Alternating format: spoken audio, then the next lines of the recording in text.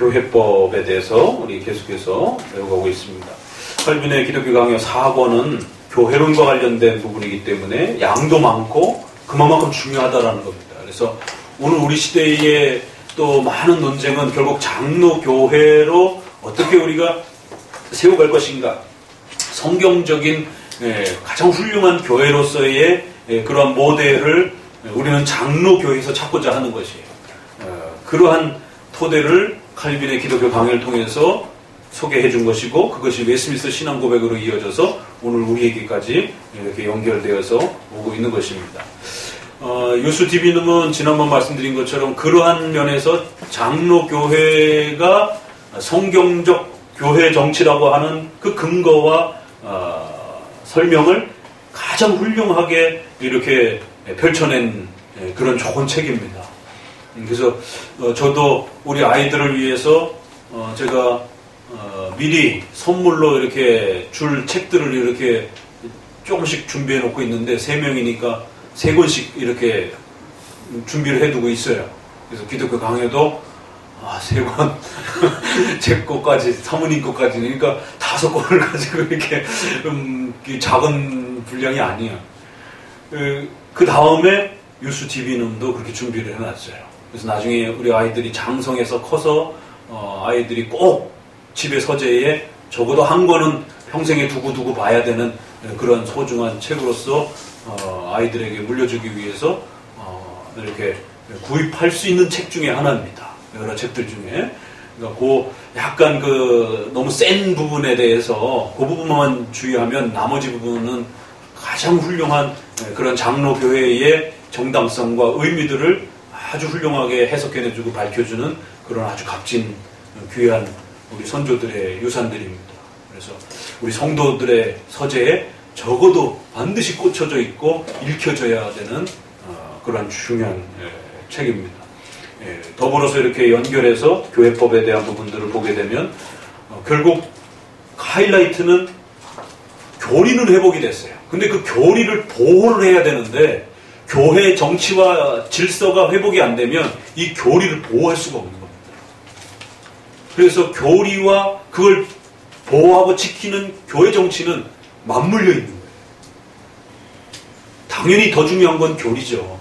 그러나 이 교리는 교회 정치라고 하는 이 그릇이 없이는 교리가 교리답게 제대로 교회 현장에 정착할 수 없는, 보존될 수 없는 그런 관계성을 갖고 있습니다. 그래서 철두철미하게 첫 번째는 어떤 게 성경적 교회 정치인가 하나님이 우리에게 가르쳐 주십니다. 두 번째, 그러면 장로교회는 도대체 뭐냐? 도대체 장로교회를 도대체 어떻게 해야 장로 정치와 장로교회가 되는 것인지, 그러면 성도는 어떻게 해야 되고 목회자는 어떻게 해야 되는지 서로가 알아야 되는 것입니다.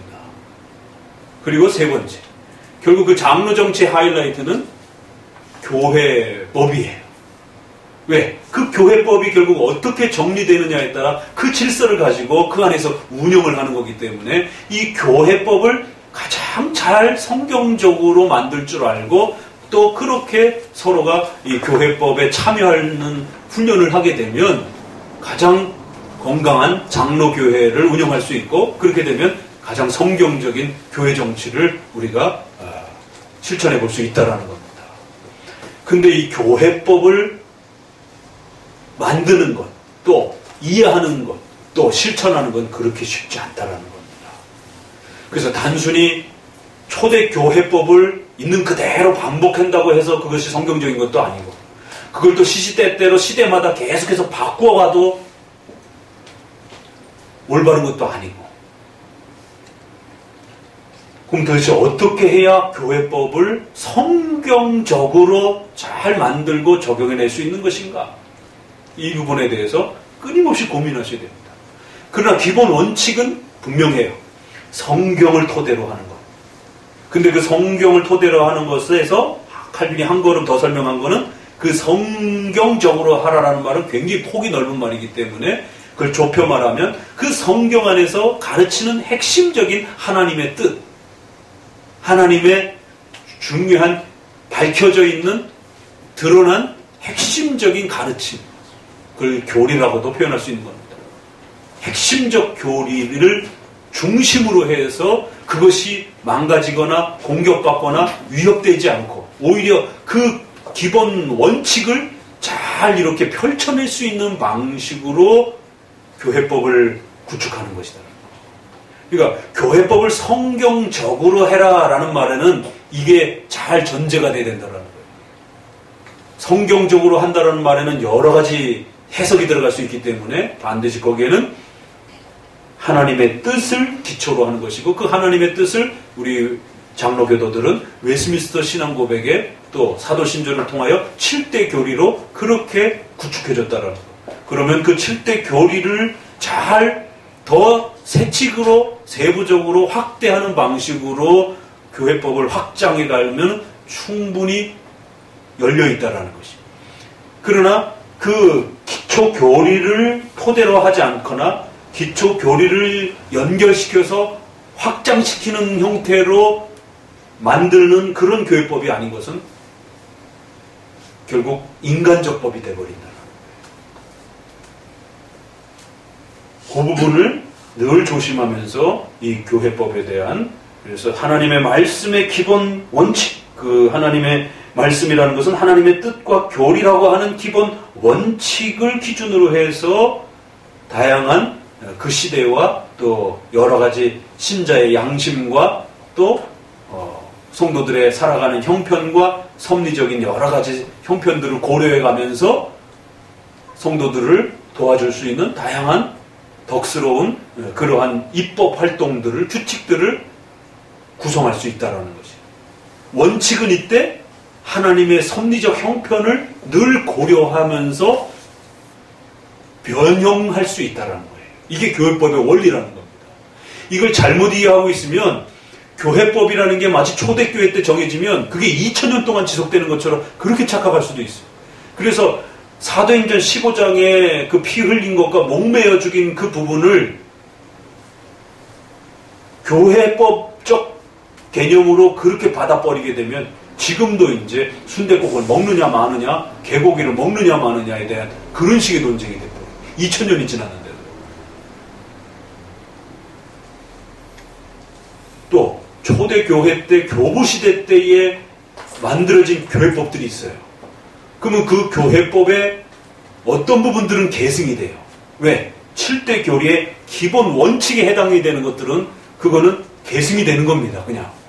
그런데 그 기본 원칙을 그 시대의 형편에 맞게 적용해 준 부분들은 또 아직 충분히 이렇게 발전하지 못한 상태에서 임시적으로 정한 법들은 나중 시대에 가면 더 훌륭하게 바꿀 수도 있고 또 새로운 방식으로 바꿀 수도 있는 것이에요. 그러니까 교회법에는 바꿀 수 없다라는 부분과 바꿀 수 있는, 변형할 수 있는 부분이 있다라는 것에 대한 이 두 개념이 충돌을 하면서 헷갈려하는 겁니다. 바꿀 수 없다라고 하게 되면 율법주의가 돼버리는 거고 바꿀 수 있다를 지나치게 강조를 하게 되면 수시로 바뀌어버리게 되는 기준이 없어져 버리게 되는 상황윤리가 돼버려요. 인본주의 윤리가 돼버린단 말이에요. 그럴 때 장로교는 반드시 원칙은 있어요. 기본 토대가 되는 원칙은 2000년 동안 여전히 계승이 되는 거예요. 예를 들자면 목사와 장로는 초대교회 때도 있었고 어거스틴 때도 있었고 칼빈 시대 다시 회복이 됐고 지금도 여전히 있는 겁니다. 이거는 시대가 바뀌고 환경이 바뀐다고 해가지고 새롭게 바뀌고 변형시키는 문제가 아니에요. 그러나 장로의 임기를 어떻게 할 것인가? 이거는 도르트 교회법에는 5년을 두고도 있기도 하고 또 어떤 다른 교회법에는 3년을 두기도 하고 어떤 데는 장로교 쪽에서는 임기를 두지 않는 적어도 그냥 상식적 수준에서의 정년 퇴직 정도의 그 사회적 합의 정도 수준의 그 정도 나이까지만 허락하는. 그럼 어느 게 더 성경적이요? 이렇게 따질 때는 상당히 좀 어렵습니다. 그럼 그냥 열려있는 거예요. 근데 자꾸 유럽파 출신 분들이 장로직을 임기제로 해야 된다라고 그게 더 성경적이라고 그러면서 자꾸 장로교회 웨스민스터를 따르는 장로의 장로직도 항존직이고 개인이 장로가 되었을 때 그 임직 기간을 은퇴할 때까지의 그 항존 형태로 이렇게 두는 것에 대해서 굉장히 비성경적이라고 또 이렇게 공격하고 있단 말이에요. 우리 밴드에서도 그런 논의가 한번 있었기도 했잖아요. 그렇죠? 임직 기간에 자기는 이제 그만뒀으니까 자기는 그냥 성도다라고 그러면서 우리 장로교회에 그렇게 평생직으로 하는 것에 대해서 문제가 있다라고 그러면서 또 이렇게.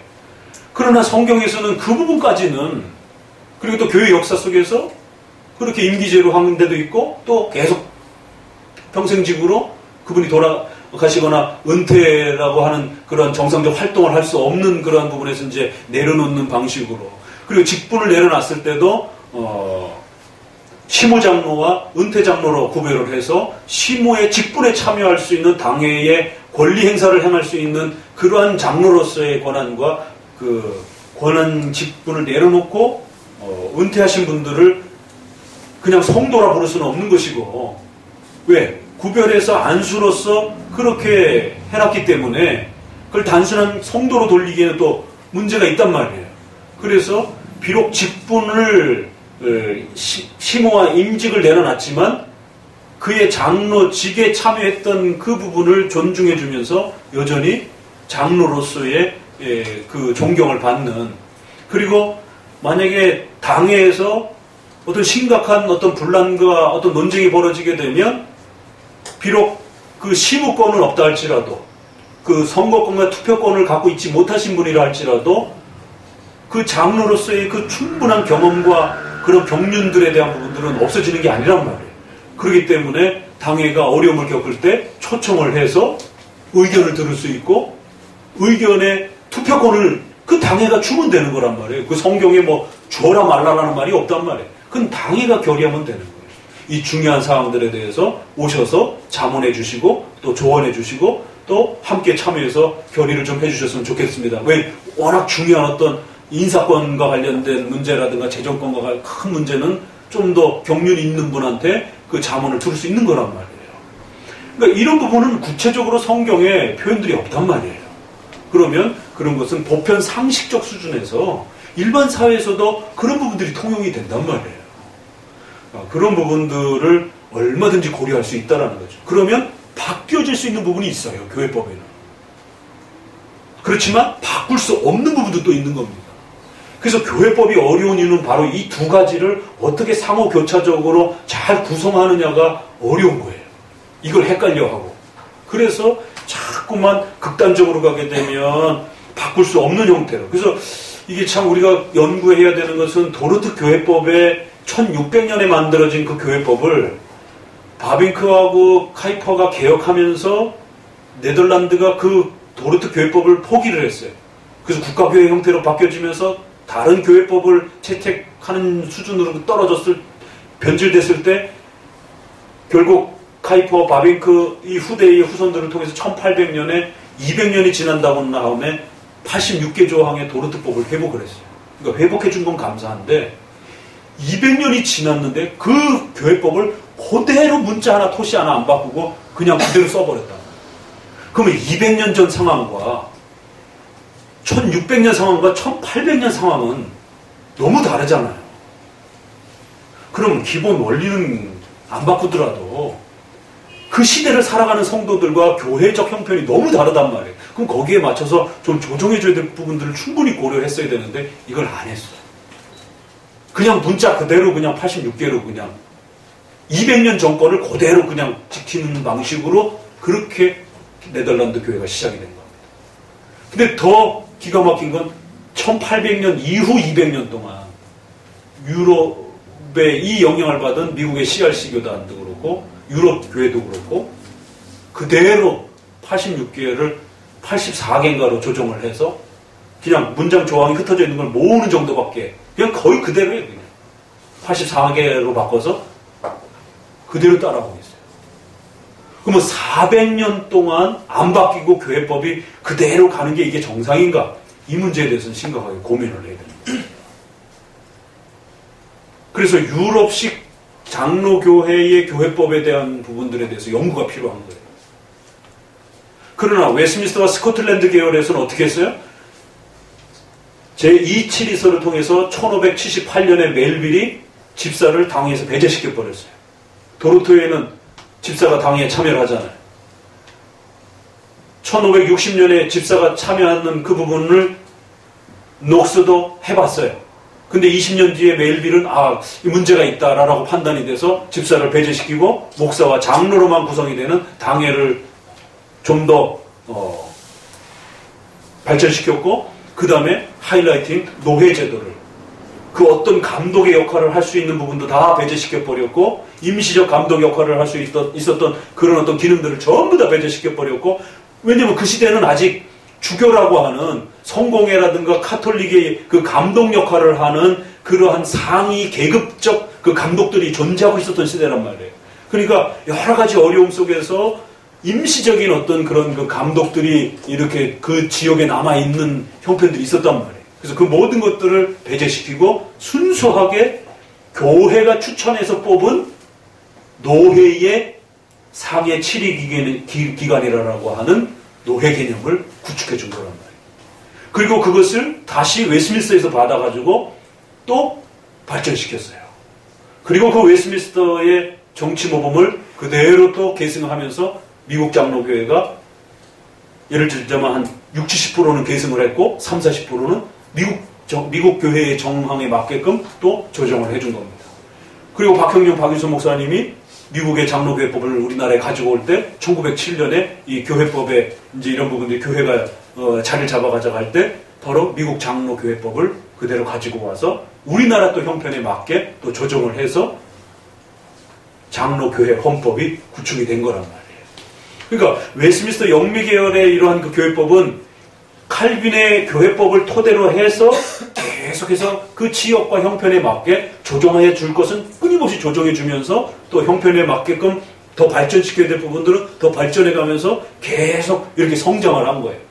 그런데 도르트 교회법은 아쉬운 면이 그렇게 1600년에 만들어졌고, 도르트 신조는 훌륭한데 도르트 교회법은 여전히 좀 이렇게 조정해야 될 게 많은데도 불구하고 그게 400년 동안 그대로 그냥 유지돼 버리는 형태로, 그런 형태로 개혁을 이렇게 겨우 시도한 형태로 남아버렸다는 것이죠. 그 부분에 대해서는 우리가 많이 고민하면서 비교하면서 저쪽도 칼빈의 교회법을 자기네가 잘 계승했다고 그러고, 영미계통의 장로교회도 우리가 칼빈의 이 기독교 강요에서 말하는 교회법을 가장 잘 계승했다라고 그러니까 평가가 필요한 거예요. 누가 그러면 더 객관성 있게 역사 속에서 칼빈의 이 교회법을 훌륭하게 잘 계승했느냐라는 것은 우리 서로가 신학자들이 논의를 해야 되고, 또 성도들도 양쪽 입장을 다 들어보면서 이렇게 평가를 해봐야 돼요.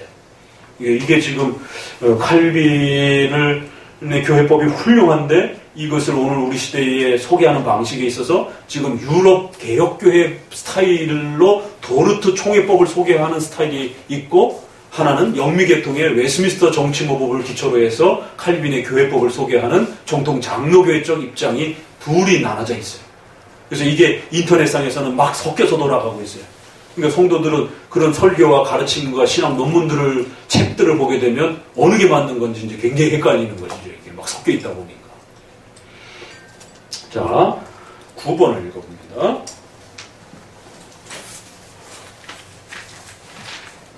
예배의식을 제정한 교회법은 전제적이며 경박하며 성경에 배치된다. 칼빈이 도대체 왜 카톨릭의 교회법에 대해서 이토록 거친 표현과 이토록 아주 센 표현들을 일부러 배치시키면서 그 카톨릭의 교회법이 얼마나 위험하고 또 조심해야 되는지, 또 문제는 카톨릭의 그런 시도하는 방식의 교회법이 얼마든지 한국 교회 안에도 들어올 수 있다라는 거예요. 그래서 우리가 이 400년, 500년 전을 글을 읽는 게 도움이 되는 겁니다. 카톨릭이 그런 식으로 시도했던 교회법들은 여전히 같은 방식으로 인간의 본성과 본능적 욕망이기 때문에 오늘 우리 시대에도 그걸 막아내지 않으면 여전히 그런 식으로 교회법을 만들어서 성도들을 억압하고 또 성도들을 수탈하고 더 나아가선 하나님의 나라를 공격하는 방식으로 교회법을 만들 수 있다는 겁니다. 이건 단순한 카톨릭의 문제가 아니라는 거예요. 어느 때 그렇게 되어지는 거에 대해서 계속 그 비판적 목소리를 들어야 된다는 겁니다. 예배의식을 제정한 교회법 부분에 예배의식과 관련해서 이제 언급되어지는 부분인데, 예배와 질서 두 개가 교회법에는 구성이 되는 두 요소인데, 예배의식과 관련해서 아주 독재적이고 경박하며 성경에 배치되는 이러한 그 구조를 가지고 있다. 이미 말한 원칙에 따라 가톨릭 교회의 교회법은 반드시 배격되어야 된다. 세 번째 줄부터 읽어봅니다. 우리는 교황과 그 앞잡이들이 교회에 무거운 짐을 지우는 소위 교회법은 유해하며 불경건한 것이라고 말한다. 그 아랫줄, 그런데 교회법에는 의식에 관한 것과 규율에 관한 것 두 가지가 있다. 그래서 의식은 좀 더 예배의식과 관련된 부분을 말하는 거고, 규율은 하나의 교회를 운영하는 정치 질서 부분에 대한 구성으로 이렇게 되어질 수 있는데, 이제 이런 부분들에 대해서 가톨릭이 이제 행하고 있는 부분들에 대해서 우리가 더 깊이 들여다봐야 된다는 거예요. 밑에서 줄의 5째 줄부터 읽어봅니다. 특히 그들이 세상의 초등 학문에 따라 하나님을 예배하라고 사람들에게 명령하는 것을 바울은 그리스도에 대한 배반이라고 확언했다. 골로새서 2장의 자의적 그런 예배와 관련해서 그런 자의적 인간의 목적을 따라서 만드는 그런 시도들에 대해서 다 조심해야 된다는 겁니다. 하나님의 뜻을 고려하지 않는 그런 교회법적 활동들이 이제 얼마나 위험한 것인지에 대해서 다시 한번 충고하고요. 10번으로 가서는 교황제도의 교회법은 하나님의 율법을 부정한다. 그러니까 결국 이것은 단순히 인간을 괴롭히는, 성도를 괴롭히는 수준을 넘어서서 십계명, 하나님의 법을 망가뜨리는 거기까지 나간다는 거예요. 같이 읽습니다. 그뿐 아니라 이런 허무한 조작을 종교라고 부를 때 이런 폐악에는 반드시 다른 부패가 따른다. 그리스도께서 바리새인들을 책망하신 것도 이 일 때문이었다. 즉 그들은 그들의 유전을 위해서 하나님의 계명을 폐기한다고 하셨다. 이게 문제라는 거예요. 그러니까 가톨릭의 이런 잘못들은 1500년 전에 바로 바리새인들도 같은 방식으로 실수하고 잘못한 그런 행동들이라는. 그러니까 여기로부터 오늘 우리가 400~500년, 오늘 우리 시대도 역시 동일한 방식으로 이런 잘못된 교회법들을 또 행할 수 있다라는 겁니다. 그래서 단순한 문제가 아니라 결국 하나님의 계명을 망가뜨리는 데까지 치닫는다라는 거죠.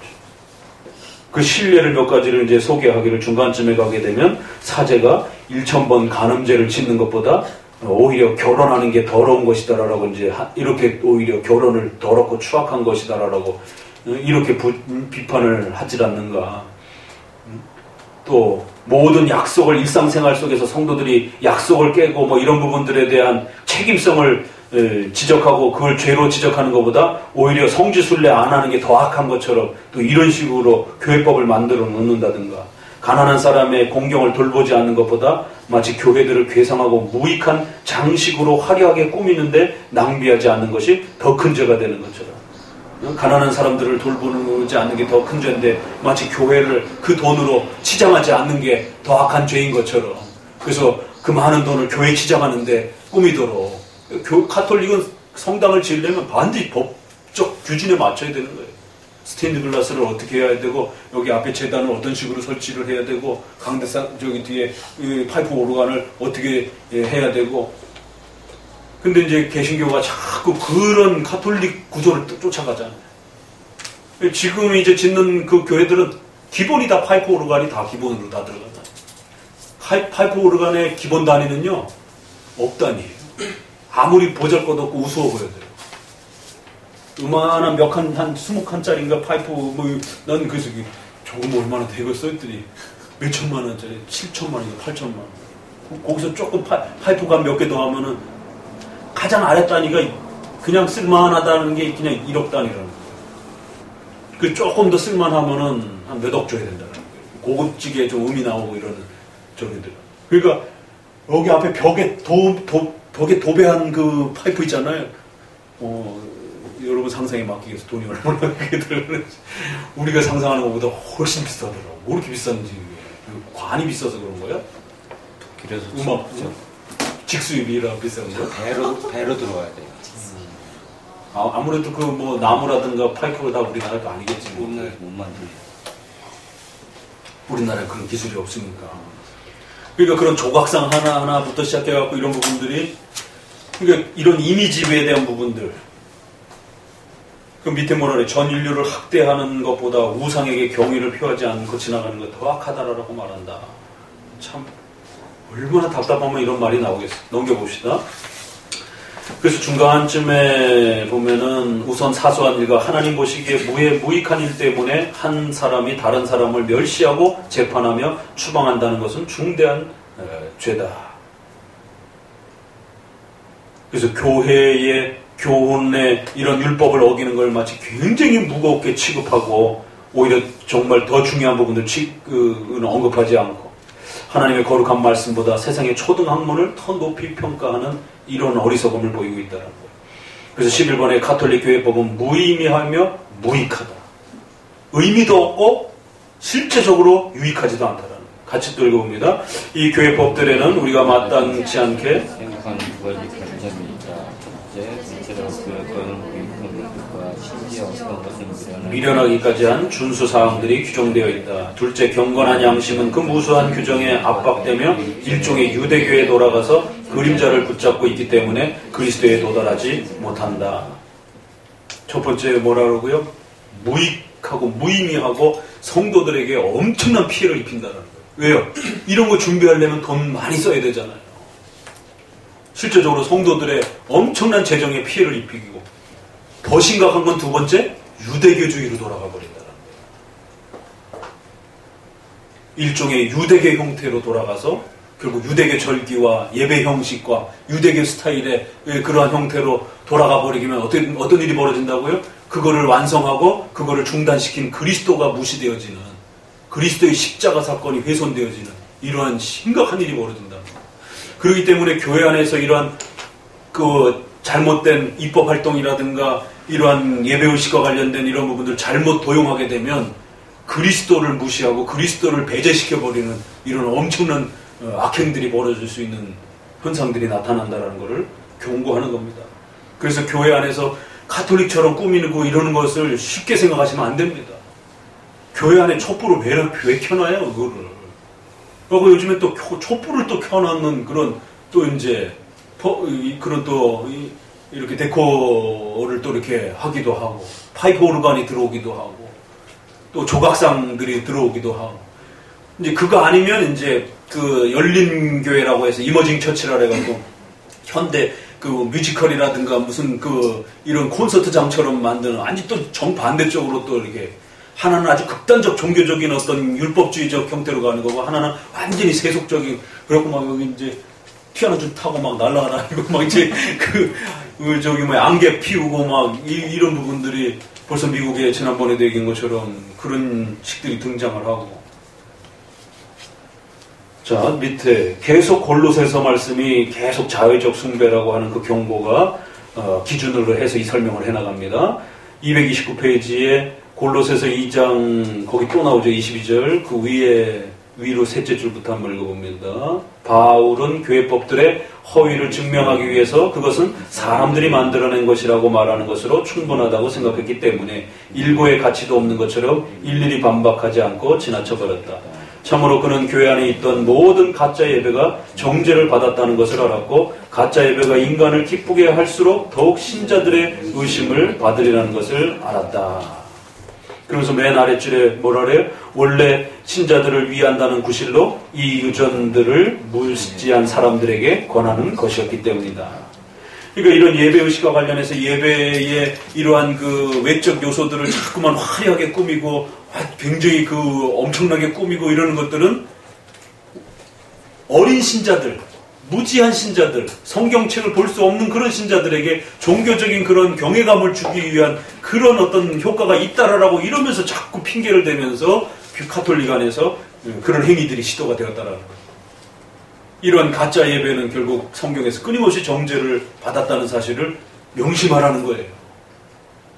자꾸만 성도들을 위한다라고 하면서 그렇게 교회 안에서 뭔가를 자꾸 만들어가면서 자꾸 꾸미고 막 이렇게 되면 오히려 그게 더 성도들을 심각하게 혼동하고 성도들을 신앙으로부터 멀어지게 하는 그러한 심각한 행위가 될 수 있다는 겁니다.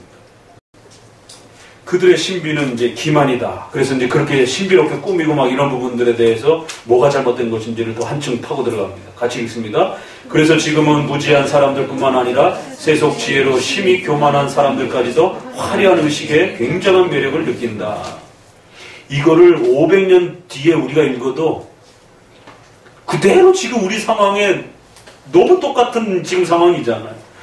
왜 오늘날 세계도 그렇고 우리나라도 그렇고 교인들이 왜 그렇게 교회의 장식의 그 화려함에 대해서 그렇게 자꾸 마음을 빼앗기는지.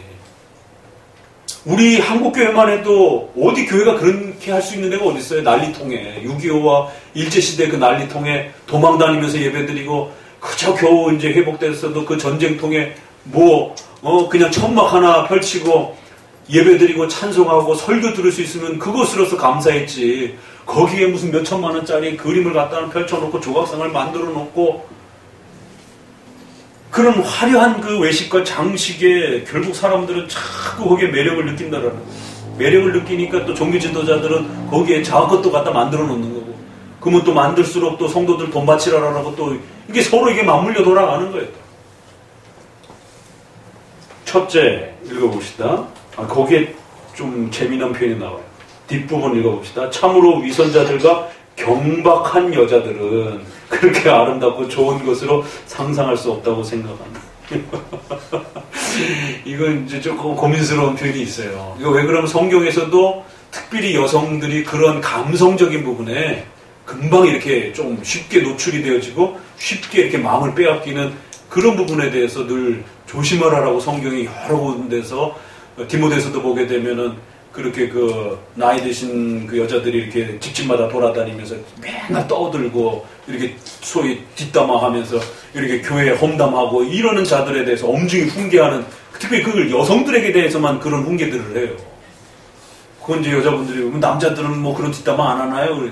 그게 아니라 여성들을 이렇게 말하기를 좋아하고 언어가 발달돼 있기 때문에 그건 또 이제 본성적으로 그런 면에서 또 감성적으로 여성들은 훨씬 더 그런 감성적 풍부함들이 풍부하고 그러다 보니까 노래를 많이 불러주면 이렇게 잘 울고 이런 게 훨씬 더 여성들에게 잘 이렇게 어필이 된다라는 것이에요. 예상치 못한 그 갑자기 왜 경박한 여자들이 조심하라라고 이렇게 말이 뚝 나왔어요.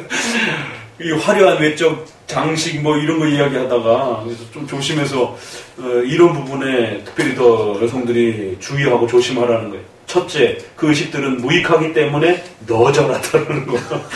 칼빈의 기독교 강요는 이게 자다가도 잠이 벌쩍벌쩍 깹니다. 강요를 읽다가 잔다는 사람은 참 이해할 수가 없어요.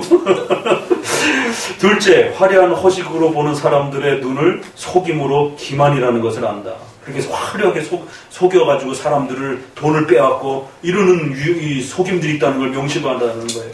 의식들은 무익하기 때문에 아주 너절하고 정말 쓸데없는 건데도 불구하고 사람들은 거기에 빠진다는 겁니다. 우리는 그 의식들에서 순전히 희롱과 기만함을 경험할 뿐이다.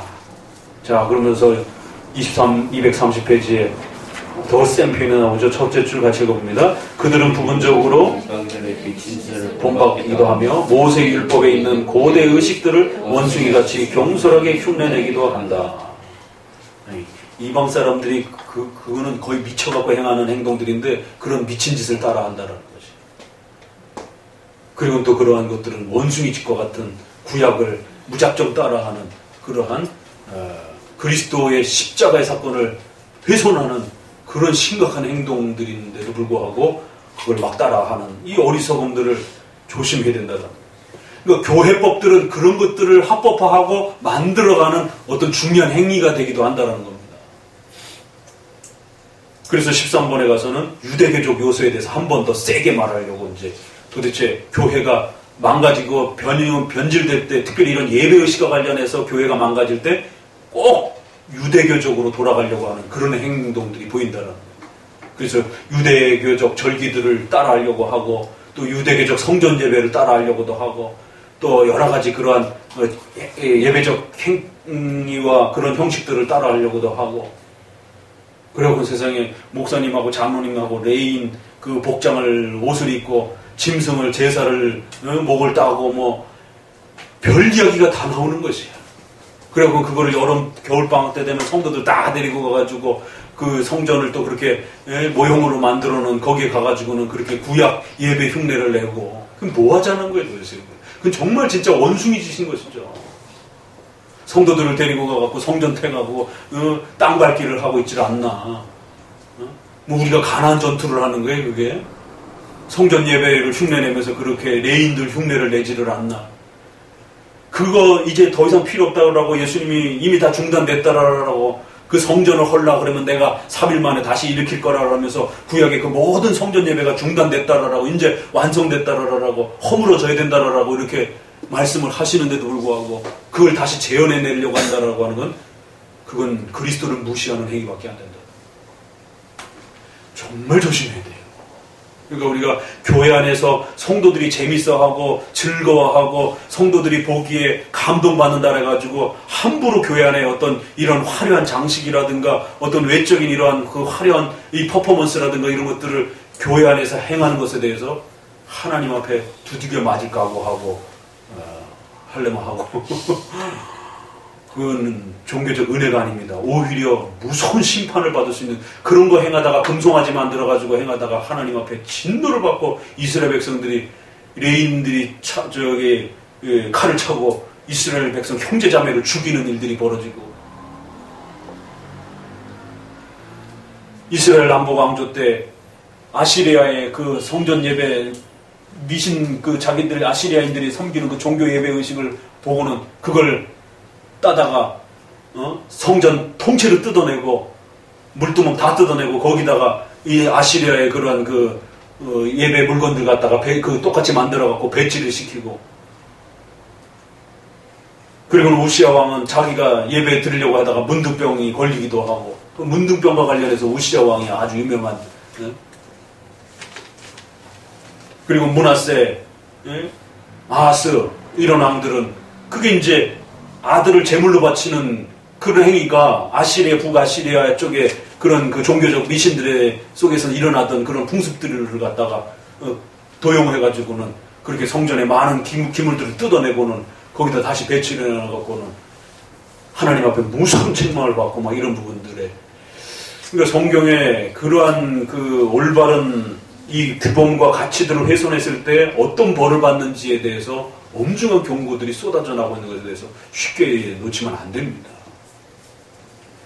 그래서 오늘은 여기까지만 12번까지 그래서 교회법적 활동과 관련해서 특별히 교회의 예배의식과 관련된 이런 입법 활동들과 관련해서 잘못하면 이게 유대주의와 또 그리스도를 훼손하게 되는 이러한 원숭이 짓과 같은 구약을 따라하고 흉내내는 구약을 재현해내는 이런 식으로 변형되고 이게 망가질 수 있는 큰 위험성이 있다는 것을 항상 조심하셔야 되고 신중하게 교회적 예배의 질서가 성경적 질서가 무엇인지를 잘 이해하고 그 기본 원칙에 따라서 다만 규범에 있어서 약간 허용되는 범위 내에서 우리가 예배적 질서들을 이렇게 구성하는 이 정도는 허용되어 있지만 지나치게 구약을 따라한다든가 또 아니면은 기본 성경의 예배적 규범들을 다 없애버리고 그냥 현대식 예배로 그냥 다 바꿔버린다든가 이것도 또 역시 조심해야 되는 교회적 입법 활동들이라는 것을 항상 명심하셔야 된다는 거죠. 그래서 오늘날의 열린 예배, 이머징 처치 떠오르고 새롭게 드러나는 이머징이라는 말이 이렇게 떠오르고 새로워진다 뭐 이런 뜻이거든요. 그러니까 그런 식의 시도들의 예배들을 아주 유행처럼 제시하고 있는 이런 한국의 대형교회 중심으로 해가지고는 그래갖고는 뭐 사도신조도 이제는 더 이상 필요 없고 이제는 너무 스콜라적인 교조주의적이기 때문에 우리가 이제 그런 데 매이지 말고 우리는 자유롭게 예배 드릴 수 있다 뭐 이런 시도들도 나오고 뭐 별 시도들이 지금 다 나오고 있습니다. 그러니까 지킬 건 지키되 또 그 지역과 형편에 따라서 말씀과 교리를 조금 더 잘 이해하도록 도울 수 있다라면 우리처럼 소리문답이나 이런 교리문답을 또 이렇게 예배 시간에 읽어주고 설명해준 그 정도는 괜찮다라는 거예요. 그러니까 성경에 교리문답을 예배 시간에 읽어주라 그런 말은 없어요. 그저 기본 원칙 몇 가지만 소개되어 있는 거고. 그러나 그거를 조금 더 구체적으로 성도들이 도움을 받을 수 있다라면 그렇게 교리문답을 예배 시간에 읽어줄 수도 있는 거고 사도신조를 고백할 수도 있는 것이고 이런 정도의 확장은 괜찮지만 갑자기 밑도 끝도 없이 그냥 이 근거도 없는 부분을 갖다가 도입해가지고 이런 방식들은 상당히 조심해야 되는 그 예배 잘못 드리다가 하나님 앞에 무서운 징계와 책망을 받을 수 있다는 것을 항상 조심해야 된다. 오히려 이런 이제 시편 찬송이라든가 이런 부분들은 참 낯설고 힘든 부분이지만 지난 2000년 동안 교회가 지켜왔고 지금도 여전히 개혁교회와 장로교회들이 목숨을 바쳐서 지켜가려고 하는 그런 아주 애정어린 그런 또 요소요, 또 성만찬도 이런 부분들은 정작 회복해야 될 부분들은 등한시 여기고 이런 것들은 잘 안 하고 있고 불편하다라고 해서 외면하고 이러면 안 된다라는 것이죠. 오히려 이건 조금 불편하고 힘들어도 이걸 회복하면 성도도 복을 받고 교회도 복을 받고 여러분의 가정도 복을 받는 거예요. 국가 사회도 복을 받는 거고. 왜? 하나님이 허락해 주시고 기뻐하시는 예배 질서이기 때문에. 그래서 그건 우리가 감성적으로 좋고 나쁘고를 떠나야 되는 겁니다. 하나님이 원하셔서 성경에 내가 이런 찬송을 기뻐한다라고 이런 찬송을 부르라라고 그럼 내가 기뻐하겠다라고 이사야 말씀에 이 백성은 내가 찬송을 받기 위해서 만든 창조한 백성들이라. 그럴 때 그 찬송은 뭘까요, 여러분? 거기서 히브리어의 찬송이라는 말이 뭐겠느냐 말. 그거는 구약에서 그 말은 시편 찬송을 말하는 거예요. 이스라엘 백성들에게는 시편 찬송 외에는 찬송이 없었어요, 아예. 할렐루야라고 했을 때 그런 할렐 찬양도 그렇고. 그렇기 때문에 그런 부분들을 오늘 우리 시대에 회복하는 그 자체로만으로도 복을 받습니다. 열심히 불러야 돼요. 열심히 성찬식 소중하게 행하시고 성찬식이 있는 주간에는 성찬식이 결정이 되면 그 주간으로 해서는 평상시에 짓던 죄도 좀 조심하시고 그래서 성찬이 우리에게 근신을 하게 해준다는 겁니다. 죄로부터 이렇게 좀 조심하게 만들어준다는 거예요. 그런 절차가 없으면 그냥 평상시도 막 죄 짓고 또 그때도 막 죄 짓고 이러는 거예요. 그러면 적어도 성찬이 있는 주간에는 좀 조심하고 혹시 내가 뭐 잘못한 거 없나 좀 돌아보기도 하고 이러면서 자신을 살필 수 있는 기회가 된다는 거예요. 그러므로 인해서 성찬이 우리에게 적어도 삶에 이렇게 좀 브레이크를 걸어주는 그러한 역할도 하고 또 이렇게 우리 성도들하고 또 주변에 또 목사님하고 또 어떤 여러 가지 어려움이 없는지 또 내 스스로 어떤 그 악을 범하고 있는 또 내가 직장 동료와 가정들 속에서 또 이렇게 너무 저거 하는 게 없는지 또 이렇게 부부싸움을 했더라도 딴 때는 화해를 안 하고 좀 자존심도 막 그러다가 성찬식 주간에는 좀 먼저 화해도 하고 그래야 되는 겁니다. 그래야 성찬식이 우리에게 뭔가 의미가 있는 것이지. 응? 성찬식이 있는데 직장 동료하고 막 싸움 박질하고 부부지간에 가족에서 싸움을 성찬식이 있든 없든 이러면 그 성찬식이 우리에게 별로 의미가 없는 거예요. 성찬식 주간이면 딴 때는 막 싸웠어도 세게 싸웠어도 성찬식 주간에는 서로 좀 이렇게 눈치 살피면서 좀 이렇게 좀 용서하고 화해하고 좀 서로도 넘어가고도 그래야 되는 겁니다. 왜? 성찬식이 있는 주간이니까. 왜? 성찬식이 있는 상태에서는 어떤 죄를 내 안에 품고 그 성찬식에 참여하게 되면 진노를 받는단 말이에요, 하나님 앞에. 자기를 살피고 성찬식에 참여를 하라고. 그리스도의 피를 범하는 죄를 범하게 된다라고 그렇게 말한단 말이에요. 그건 단순한 경고가 아니라고요. 그래서 성찬식을 기준으로 해서 우리의 삶이 브레이크가 좀 걸리면서 자기도 돌아보고 신중하게 이렇게 살고 말도 좀 부드럽게 하고 좀 주변 사람들하고도 좀 좋게 지내고 이래야 성찬이 우리를 훈련시키고 바로잡아주고 이렇게 우리의 신앙을 강건하게 이렇게 키워가는 겁니다. 그렇지 않으면 우리 시대와 같이 민주주의가 강하게 이렇게 표출이 되어지고 또 자신의 개성이 강한 이러한 그 현대적 사회 속에서 더더구나 나이 먹은 사람 또 연장자라든가 이런 분들을 나이 어린 목회자가 어떻게 책망을 합니까? 그 책망한다고 고치겠어요, 그거? 못 고칩니다. 안 고칩니다. 쉽지 않아요. 그렇기 때문에 이런 성찬과 교회적 질서들이 우리의 악을 막아줄 수 있는 교회 정치가 울타리가 된다는 거예요. 그렇지 않으면 이 나이 다 들고 뭐 목사님보다도 더 똑똑하고 뭐 이런 사람들을 어떻게 책망합니까? 책망한다고 듣지도 않고. 이런 교회적 질서가 있음으로 인해서 우리 스스로를 보호할 수 있는 좋은 안전장치가 되는 것입니다. 오늘은 이렇게 교회법과 관련해서 특별히 또 주의해야 될 부분들을 함께 살펴보았습니다. 기도합니다.